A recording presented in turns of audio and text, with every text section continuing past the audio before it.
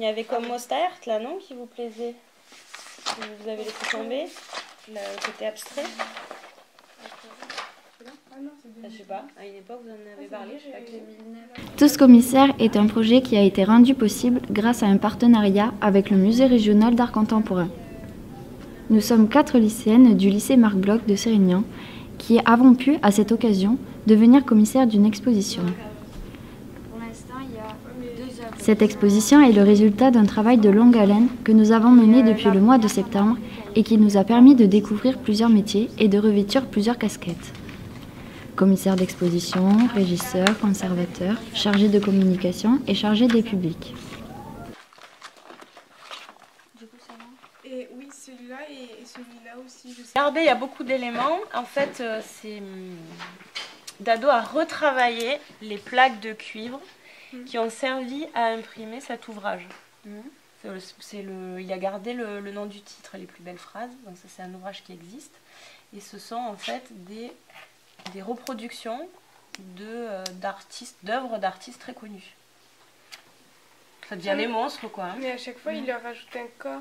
Voilà, c'est des corps souvent. Oui, c'est la métamorphose du corps. On a essayé de faire, de calculer combien elle ferait la grande vitrine centrale et ça fait 17 cm. C'est vraiment immense.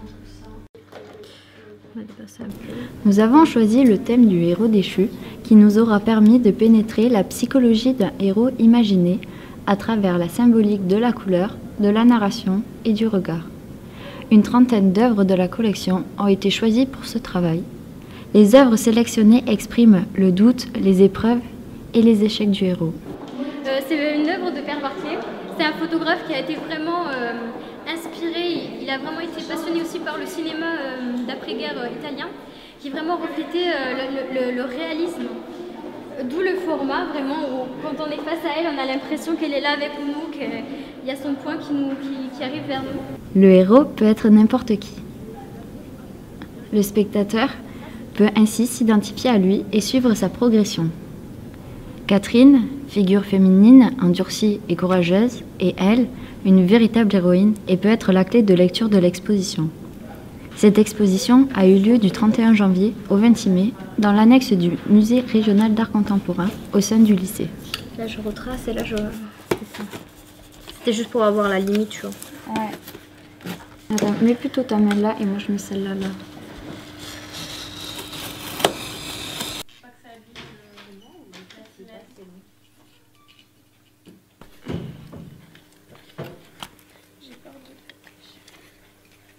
On dirait qu'on est en train de construire un château fort.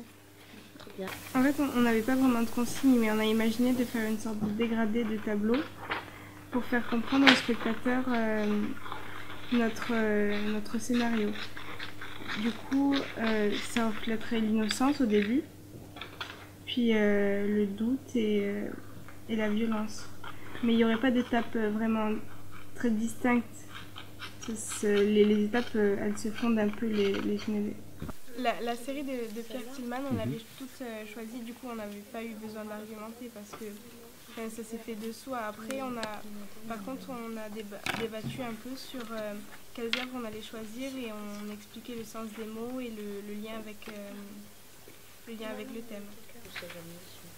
Tillman, ça paraissait évident parce qu'il y a toujours une transition entre les mots et entre les sens des mots. Et cette transition, elle correspondait un peu au scénario qu'on avait imaginé. Par exemple, perçu et perdu. Au début, le héros perçoit le monde et ensuite il est en perdition. Donc ça nous paraissait évident parce qu'elle renvoyait un peu tout au même thème. Et les œuvres se promènent et je pensais un peu, moi je viens du jazz. Et le jazz, les musiciens, ils jouent, quand ils sont très connus, ils jouent sur des grandes scènes très connues, mais les mêmes, on les retrouve à 3 h du matin, ils font le bœuf, ils font une jam session avec des gens. En vrai, c'est hyper petit.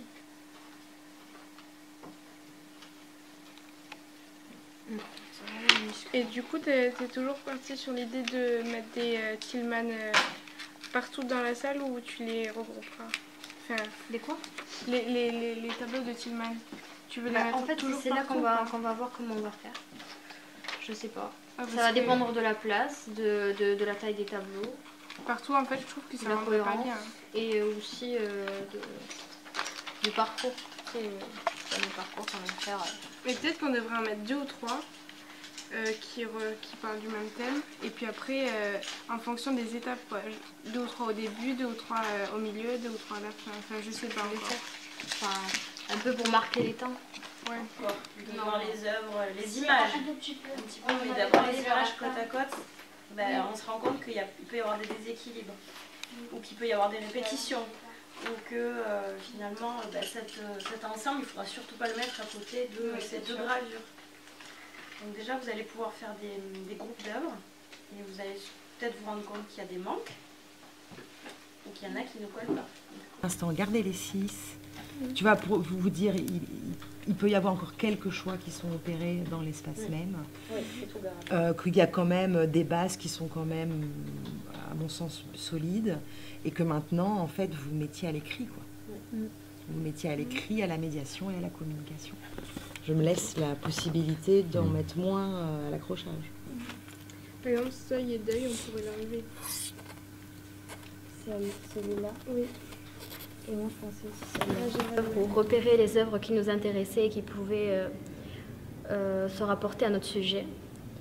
Et ensuite, on a fait un grand tri pour venir, en fin de compte, les photocopier et le mettre dans une maquette. L'idée de la maquette est venue de Sandra, qui est une commissaire d'exposition et qui est la directrice du musée. Elle nous a aussi parlé beaucoup de son métier, de ce qui les enjeux qu'il y avait d'être un commissaire, tout le stress que ça pouvait comporter. Et elle nous a donc suggéré de faire une maquette et ça nous a beaucoup aidé pour la mise en place, pour imaginer la narration, le parcours qu'on voulait donner aux visiteurs. Enfin, après, c'était plus pour les fiches de salle. On a dû aller au musée pour utiliser les livres qu'ils avaient. Alors, par rapport à la dernière fois, je me rappelle qu'à la dernière fois, vous aviez des idées de séquencer. Est-ce que ça a été conservé? Peut-être me redire où vous en êtes maintenant? Et une présentation, peut-être 1 ou 2 phrases sur l'artiste, et puis une présentation de l'œuvre en question, et peut-être une phrase qui déclenche la réflexion par rapport au sujet, c'est-à-dire pourquoi cette œuvre finalement elle est importante dans votre expo.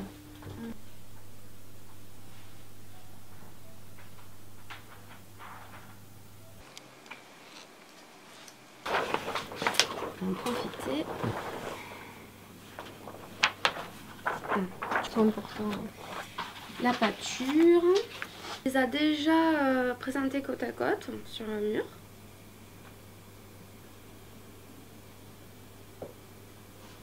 Le système d'accroche. Plus grand sûr.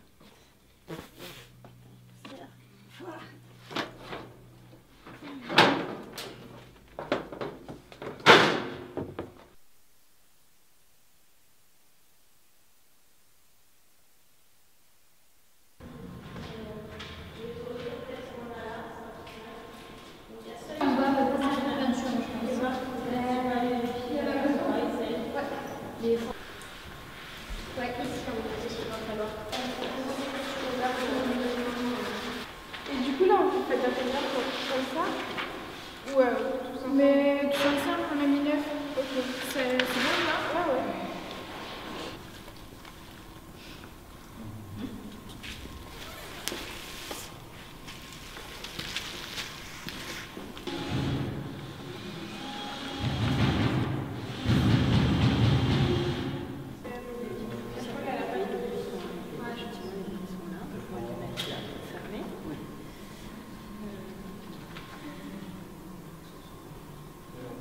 Oui, mais je l'enverrai. Le rectorat représente l'État, donc c'est bon. La région, c'est obligatoire le musée et le lycée. D'accord. Je pense que c'est tout. Nous, faut pas qu'on le fasse valider par la région. Le travail d'élève, c'est diffusé dans un... Donc voilà pour le carton. Vous en êtes où, mesdemoiselles, par rapport à tout ce qu'il faut faire sur le flyer, là, par rapport à cet exemple-là? Qu'est-ce qui serait déjà fait là? On a un croquis. D'accord. Et vous avez le verso aussi Non, le verso, on n'a pas encore écrit. Voilà. Et puis vous pouvez très bien aussi enlever carrément le héros déchu, faire juste le bandeau noir, la photo, et mettre le titre derrière. C'est encore plus intriguant. Le verso, il serait trop rempli. Il y aurait trop de choses à mettre.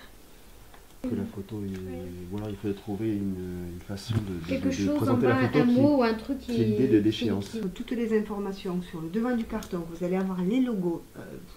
Les logos, on peut se les mettre derrière. Tu viens de me dire que tu voulais tout mettre devant. Non, j'ai dit la partie arrière. Enfin,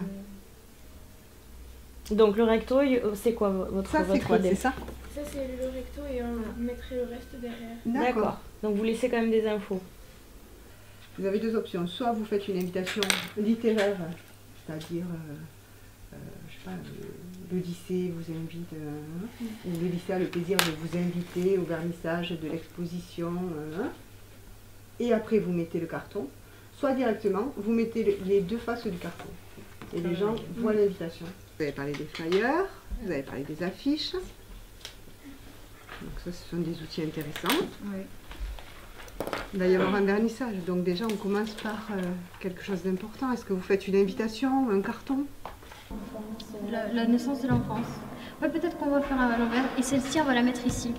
Parce que si on fait l'idée du commencement, ce serait plus logique, je pense. La famille, l'enfance, et là, quand il est un peu plus adulte. Droit par rapport à celui-là. La ligne du loup? Ouais. Juste pour voir. À quelle hauteur on va l'accrocher? On a des normes. Dans les musées, il y a des habitudes plus que des normes. Il n'y a rien d'officiel.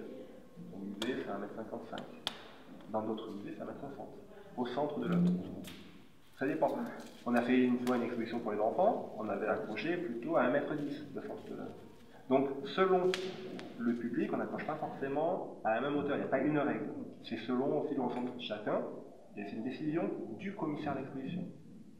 On voit qu'il a fait une bêtise, mais il répond qu'il est innocent. On peut dire que c'est un début de la métamorphose de notre héros, mais psychologiquement, il retire sa fourrure. On peut dire que c'est la transformation physique, mais on voit qu'il y a un corps de femme en dessous, la poitrine qui nous rappelle Catherine, juste ici. Et si on regarde bien dans son visage, on voit comme s'il tournait la tête, comme si c'était une photo qu'on avait prise mais qui avait flotté parce que voilà, il y a eu du mouvement. De regarder en arrière peut parfois freiner, pour parfois nous donner un blocage. L'exposition, ça finit par un questionnement en fait sur l'individu et le spectateur. Et on peut se demander si nous-mêmes on n'est pas notre propre héros. Cette exposition elle a été intéressante parce que j'ai pu découvrir les coulisses en quelque sorte d'une exposition et puis j'ai pu aussi en apprendre plus sur la médiation, chose qui ne m'intéressait pas forcément avant et que je ne comprenais pas forcément. En cours d'histoire des arts, ça nous arrête de parler de l'art contemporain. Le fait de travailler au musée pour le TPE nous a permis de mieux comprendre l'art contemporain et aussi de ce fait on voulait montrer l'art contemporain au public et essayer de le faire comprendre au public pour ceux qui ont une approche de l'art moins constructive. Et puis on a essayé de trouver les œuvres qui correspondaient pour éviter. Oui, c'est vrai que oui, il y avait beaucoup.